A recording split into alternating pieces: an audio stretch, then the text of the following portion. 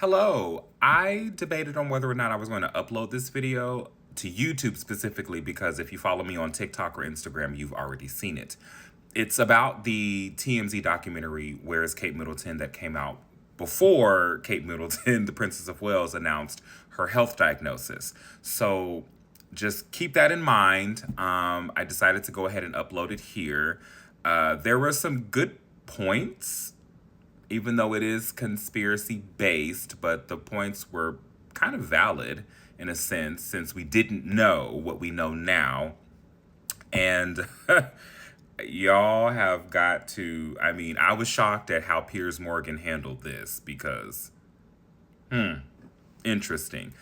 I'm uploading it so you guys can give it a watch. And as always, please be as respectful as possible with the comments. And I appreciate you all. Mwah. Enjoy. Well, hello. Did anybody catch the TMZ Investigates Where is Kate Middleton documentary? Well, if you missed its original airing, you can still catch it on Hulu right now. And I will be taking clips from the documentary to talk about in today's video. Lots of interesting people within this documentary, but there was one person in particular that I found to be very interesting. Me! That is right. Your In Royal News is featured in the documentary. And from my knowledge and understanding, I am the only actual, completely royal content creator that was featured. Everybody else was, or is, or does not do complete royal content. They just kind of jumped on the Kate train. So shout out to me. Now, this was very interesting. They took a lot of American perspective and then some of that of British or English, and pretty much talked about everything that is really legit. What the hell is going on, honestly?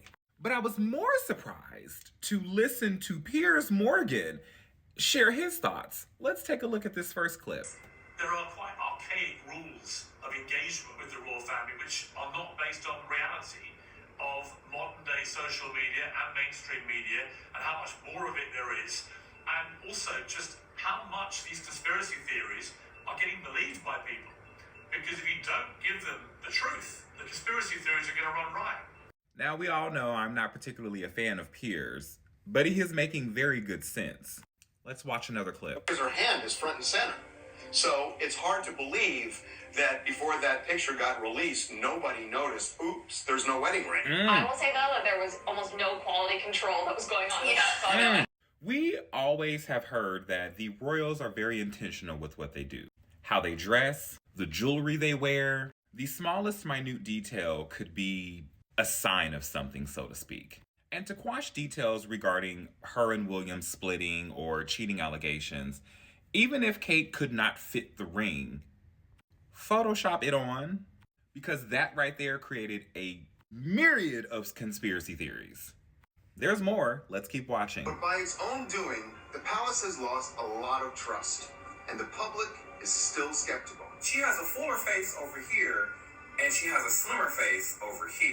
Now, see, that is how things can be spliced and put together. In that particular video, I was just noting how the photo release, I think on March 8th, when she was in the car, is very different from the photo release 2 weeks later. I wasn't trying to create any kind of conspiracy theory behind it. I was just like, it's odd, that's all. But here I am. There's a particular part of this documentary where Diana's former butler, we all know him, but he makes a really good point. Listen to what he has to say. Harvey, you have to understand this Victorian court. Buckingham Palace, Kensington Palace, they run by a rule book which was written in Victorian times. They haven't come up to date with the modern world. I myself have mentioned that many times. They preach being modern, but in fact, they are not modern. When you compare them to other royal families throughout Europe or just in the world in general, there are a lot of things that the British royal family falls short on. Media being one of them and probably the biggest of them. I'm not convinced that the picture of Kate herself was taken the week before, because I know somebody who saw her that week who said she didn't look anything like the picture. What did this person say she looked like? It was just somebody who bumped into her, who noticed her, who just said that she looked a lot thinner. Not Piers. You know it's bad when Piers Morgan, who is such pro-monarchy before he got fired, is coming out and saying or criticizing Kate and the monarchy. Watch this next clip. The royal family has now entered the land of lies. You know, it's a bit like an ostrich putting its head in the sand. You know, that used to be fine, but the royal family can't be a bunch of ostriches anymore. They can't just put their head in the sand and hope it all blows over, because it's not blowing over. And he's right. It's not blowing over, not one bit. There are a ton of questions, and to be frank, in this particular documentary where they use a lot of American opinion sprinkled in with British or English, these questions make sense because what the palace is feeding is not going down smoothly. Obviously, one cannot do a documentary about the British royal family and not mention Diana or Meghan. So let's watch these next two clips. There's some history here. Diana repeatedly talked about how hard it was being married to a future king and how being a Windsor was at times unbearable. It was isolating, but it was also a situation where you couldn't indulge in feeling sorry for yourself. You had to either sink or swim, and you had to learn that very fast. Example, Meghan Markle said repeatedly she struggled hard as a member of the royals. I just didn't want to be alive anymore. And that was a very clear and real and frightening, constant thought.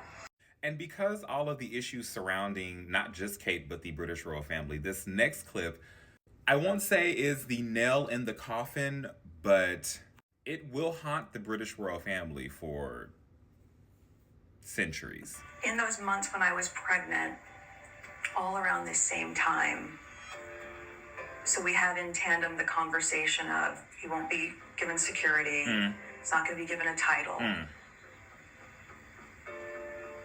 And also concerns and conversations about how dark his skin might be when he's born.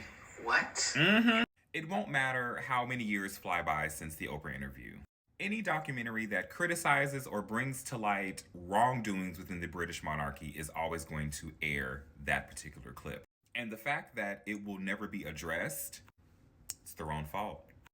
Let's listen to what's next. So my message to the royal family and to the palace press teams is get your act together. You've got to move with the times. You can't just use silence in situations like this. It's making it worse. I don't really mess with Piers like that, but when you're right, you're right.